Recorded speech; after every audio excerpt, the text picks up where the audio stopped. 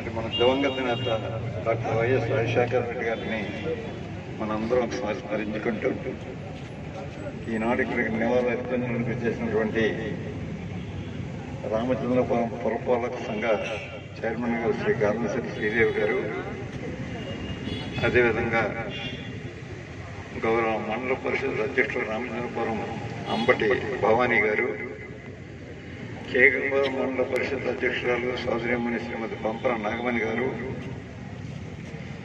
మరి గౌరవ municipal council సభ్యులు, గౌరవ సర్పంచులు, గౌరవ మండల పరిషత్ సభ్యులు, అదే వివిధ గ్రామాల నుంచి విచ్చేసినటువంటి వైఎస్ఆర్ కాంగ్రెస్ పార్టీ నాయకులు, కార్యకర్తలు, డాక్టర్ రాజశేఖర రెడ్డి గారి అభిమానులు అందరికీ కూడా నా హృదయపూర్వకమైన నమస్కారం తెలియజేస్తూ, ఒకసారి మనం గతించి 16 సంవత్సరాలు అయినప్పటికీ ఈనాటికి కూడా ప్రజా హృదయాల్లో ఉండడానికి కారణం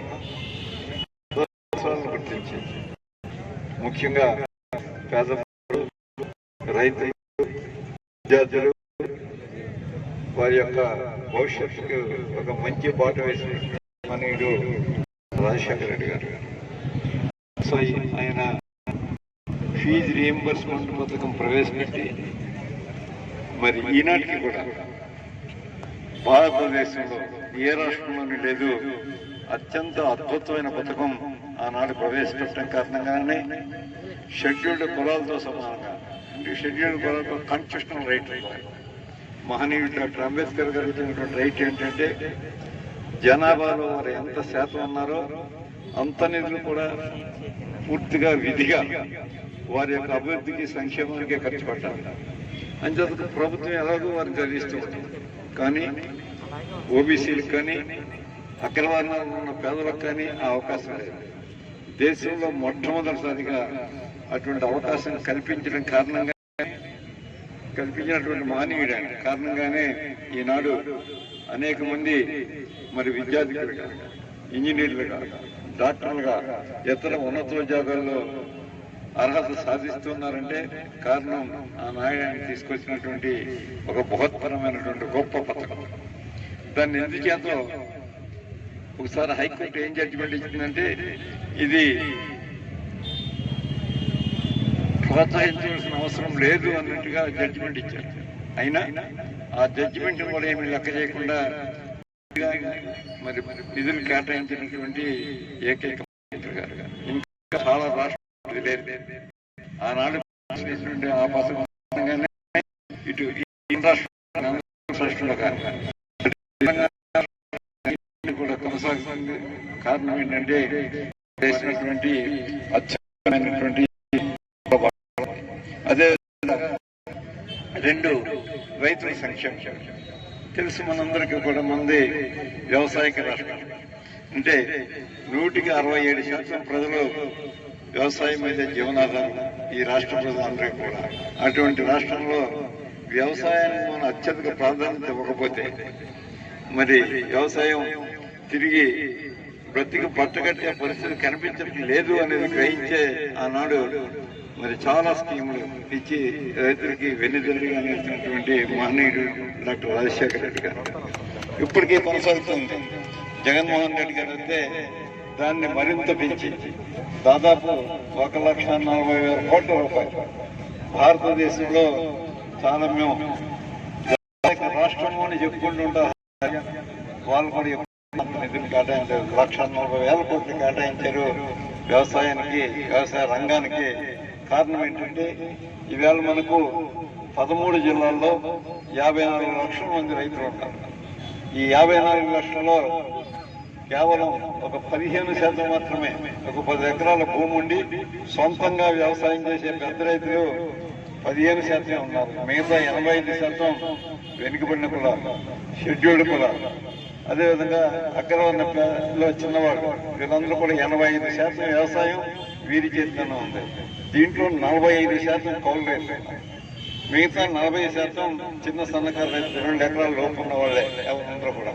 మరి వీరందరినీ ఆదుకోకపోతే ఎందుకు మనం రాణించగలము అనేది రాజశేఖర రెడ్డి గారు కనిపెట్టారు. ఒకసారి నేను ఓ రోజు వెళ్ళాను దగ్గరికి. ఏం బస్సు ఏంటి అన్నాడు. ఒక చిన్న సలహా సార్. ఏంటి అంటే త్వరలో వచ్చే సంవత్సరం మనం ఎదుర్కోబోతున్నాం. కర్ణాటక రాష్ట్రంలో బస్తా 100 రూపాయలు ఉంటారు. బస్తాకు 100 రూపాయలు కూడా వెళ్ళబోతూ ఉన్నారు. ఆయన కొంచెం సీరియస్ గా తీసుకుని కర్ణాటక ప్రొడక్షన్ ఎంతో తెలుసా నాకు తెలుసు, అయినా తెలియదు అని చెప్పాను. కర్ణాటక లక్షలు పెట్టి మనది 1 కోటి పెట్టి పెట్టారు. ఎక్కడి నుంచి అమ్మంటాం అంటే అనుకున్నాను. మరి ఏం ఆలోచన ఒక మరలా అనౌన్స్ చేశారని బస్తాకి 50 రూపాయలు బోనస్ ఇస్తాను. తర్వాత 2 తరాలు వచ్చే పంటకి మళ్ళీ దాన్ని ముందు చేసేది. అంటే దాంట్లో న్యాయం ఉంది, రైతుకు అవసరాన్ని గుర్తించారు. కాబట్టి ఒకసారి మనం ప్రతిపాదన చెప్పినప్పుడు అది మంచి చెడ్డ అనేది ఆలోచన చేసి మంచి తప్పని విధిగా అమలు చేస్తూ ఉండేవారు. మరోసారి చెప్పారు, సార్ మన మీద ఒక అపవాదం ఉంది సార్, వెళ్ళినప్పుడల్లా ఎవరికి ఈయనకి చెప్పు అంటే జగన్మోహన్ రెడ్డి గారికి మనకు ఆ తప్పులు జరుగుతున్నాయి, రాజశేఖర్ గారికి చెప్పిన అపవాదాలు ఉన్నాయి సార్. ఏంటి ఐఏఎస్ అధికారి మీరు నార్త్ ఇండియా నుంచి వచ్చిన వాళ్ళకి కరెక్ట్ పోషన్ మన వాళ్ళకి ఇవ్వటం లేదట, మరి దాంట్లో షెడ్యూల్ క్యాస్ట్ ప్రాతినిధ్యం ఇవ్వాలి, వారి మనసు బాధపడుతుందండి అన్నారు. ఓహో ఇదోడు ఉందా అని వెంటనే అది కూడా ఫిలప్ చేశారు. తప్పేముంది, మన వాళ్ళ ముందు మనం చూసుకోవాలి. అదేవిధంగా మరి అందరికీ ఉపయోగపడేది ఆరోగ్యశ్రీ. ఇది కూడా ఈనాటికి కూడా భారతదేశంలో ఎక్కడ ఇప్పుడే సెంట్రల్ గవర్నమెంట్ కూడా అమలు చేస్తూ ఉన్నారు. సెంట్రల్ గవర్నమెంట్ మొన్న అమలు చేశారు. 5 లక్షల వరకు మరి ఆరోగ్య ప్రతి పేదవాళ్ళందరూ కూడా వారికి మేము ఫైనాన్షియల్ అసిస్టెన్స్ ఇస్తాము అని సెంట్రల్ గవర్నమెంట్ కూడా నిర్ణయం తీసుకుంది. ఆరోగ్యశ్రీ పథకం పెట్టి అమలు చేసినటువంటి మొట్టమొదటి ముఖ్యమంత్రి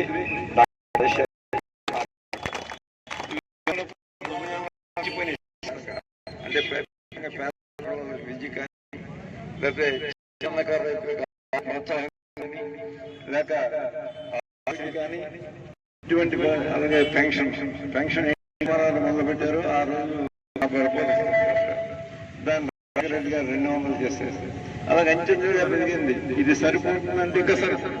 నేను వాట్సాప్ మాట్లాడాలంటే ఇంకా సరిపోదు. ఏం చేస్తే సరిపోదంటే ఆ ఏజ్ వచ్చేటప్పటికి 70 సంవత్సరాలు వచ్చేటప్పటికి మందులకే చాలా ఎక్కువ ఖర్చు అవుతుంటుంది. దాన్ని కూడా దఫాలుగా కొంత పెంచిన మళ్ళా జగన్మోహన్ రెడ్డి గారు ఆలోచన చేస్తున్నారు. ఇంకా పెంచాలని ఆలోచన వారికి ఉంది. తప్పకుండా అమలు జరుగుతుంది. మరి ఈ ప్రభుత్వం అధికారంలోకి వచ్చింది.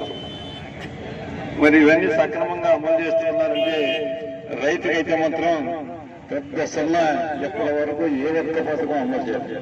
రాజశేఖర రెడ్డి గారు అయితే 12 పథకాలు అమలు చేస్తారు రైతుకి. 1 ఫ్రీ ఉచిత విద్యుత్, 2 0 ఇంట్రెస్ట్ అంటే వడ్డీ లేని. ఈనాటికి రాష్ట్రంలో ఉండేది, మన రాష్ట్రంలోనే అమల్లో ఉండేది వడ్డీ లేని. మళ్ళీ మార్చేశారు. వడ్డీ రుణం వారికి వడ్డీ లేని డాక్టర్ రాజశేఖర గారు ప్రవేశపెట్టారు.